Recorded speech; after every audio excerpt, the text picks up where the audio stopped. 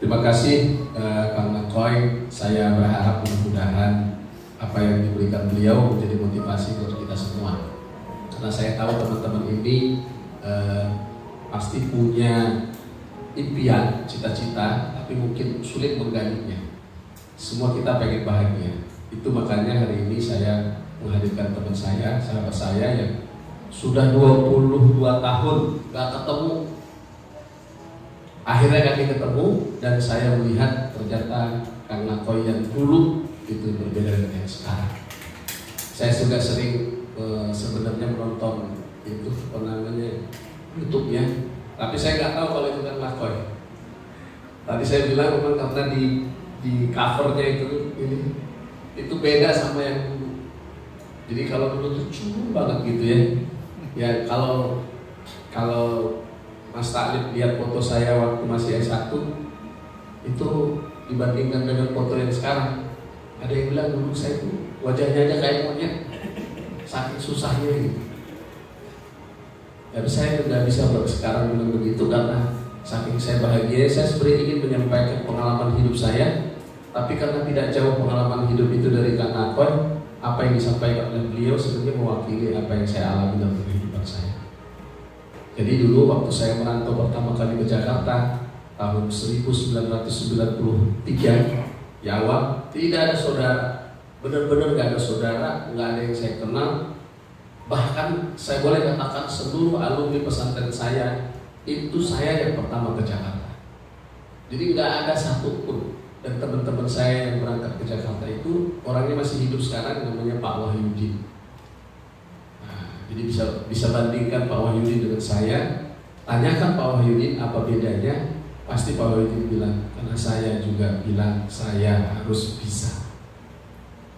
Tidak ada kata tidak bisa. Jadi dari dulu saya seperti itu. Dan alhamdulillah karena memang ada satu pengalaman, dari dulu saya tidak terbiasa meminjam uang, tapi saya sering meminjamkan uang. Dari dulu saya tidak pernah, sampai sekarang. Saya tanya rektor saya, SK pegawai negerinya itu, wah kayaknya dia ceritakan ke siapa itu yang dengar. Sampai hari ini belum pernah megang SK-nya, SK pegawainya. Tapi saya katakan sampai hari ini SK saya satu pun gak ada yang di bank sampai hari ini. Padahal teman-teman saya itu begitu menjadi pegawai negeri, SK-nya langsung di bank, pinjam maksudnya. Saya tidak, SK-nya mulai dari pengangkatan sampai SK guru besarnya ada sekarang di tangan saya. Nah itu karena memang dari dulu cita-cita saya tidak mau minjem, tapi saya boleh meminjamkan. Dan ketika saya bertemu mertua saya di Jawa Tengah, ibunya Mas Taklib, emak itu pernah bilang ke saya, nah, kalau ingin bantu saudara, tolong abang dijamin kalau ada saudaranya yang minjem. Jadi minjam itu ternyata juga membantu. Nah, sampai banyak juga orang minjam gak dibalikin. Tapi ternyata saya punya pengalaman tidak ada uang yang hilang. Sebegitu saya pernah pengalaman terakhir yang paling dekat 2024 kemarin, 2025 kemarin ini di awal. Saya dengan teman saya ke Balikpapan.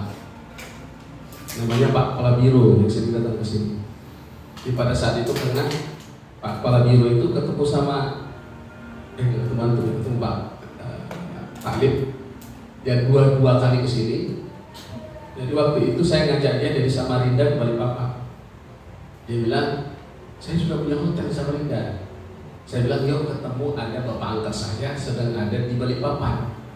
Tapi hotel saya mana? Ntar saya bayarnya. Itu hotelnya dia di Samarinda ditinggal, saya beliin hotel lagi di Balikpapan. Sampai waktu check-in, ternyata saya bookingnya bulan depan. Bisa kebayang nggak? Jadi hotel dia kami tinggalin di sana. Saya bilang nanti saya yang bayarin hotelnya karena saya takzim, mau takzim kepada orang tua angkat yang ada di Balikpapan. Tapi sampai di Balikpapan waktu check-in ternyata salah tanggal, bulan depan tanggalnya. Berarti harus dong hotelnya. Lalu saya booking lagi hotel itu karena sudah di hari yang sama. Dia bilang, aduh, maksudnya itu kasihan lihat saya. Saya bilang nggak apa-apa, santai aja. Udah berapa tuh antum ngabisin duit? Saya bilang nggak apa-apa, Saya nggak tahu tuh Kang apa namanya. Yang jelas hari itu saya betul-betul total loss. Saya anggap ya sudah, itu bukan rezeki saya.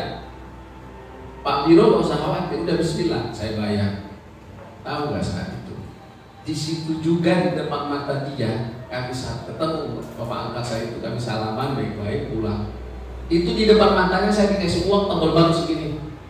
Dan saya waktu ketemu itu sebenarnya saya berencana ngasih dia duit. Bapak angkatku mau saya kasih duit, tapi kebalik, bapak itu sudah nyiapkan duit buat saya. Jadi saya nggak jadi kasih duit karena kalah tebal amplop. Malu saya. Apa artinya itu? Tuhan tidak membalas kebaikan kita menunggu hari. Di hari itu juga Allah langsung membalas apa yang saya keluarkan. Karena saya keluar kata-kata, dan mulai hari itu dia menganggap saya malaikat tuh Pak Karo. Karena saya bilang ke dia, nanti langsung dibalas sama Allah Pak, tenang aja. Itu di depan matanya langsung hari itu juga dibalas. Dan dia bilang, waduh luar biasa, mulai hari ini saya akan tiru antum. Nah, jadi teman-teman, apa maksud saya menceritakan ini? Jangan pernah berbuat itu ragu-ragu. Jangan pernah berbuat baik itu separuh-separuh. Saya tahu di sini guru-guru ini pasti ada yang hatinya tidak sepenuhnya melakukan kebaikan di pesantren ini maupun di sekolah asrama. Tapi harapan saya mulai hari ini, lakukanlah segala sesuatu yang terbaik secara total, jangan ditahan-tahan. Pokoknya lakukan yang terbaik, jangan berpikir oh besok gimana. Lakukan yang hari ini. Saya ingat kata-kata Imam Ash-Sha'rawi, man asbaha mu'afan fi badani aminan fi sirri wasa'atan allati anta fiha wa ta'amulu ghaib.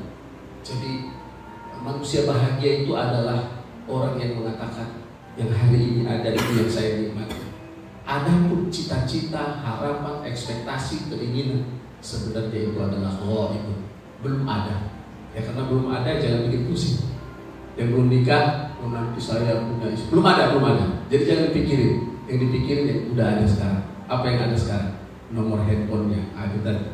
Karena udah ada, telepon aja. Ya kan? Kan udah punya nomor handphonenya, WA aja. Udah punya nomor handphonenya, chattingan aja. Kan baru punya itu. Itu yang saya lakukan. Dan saksi hidup saya itu adalah mulia sendiri lihat. Alhamdulillah karena saya punya puluhan bapak angkat.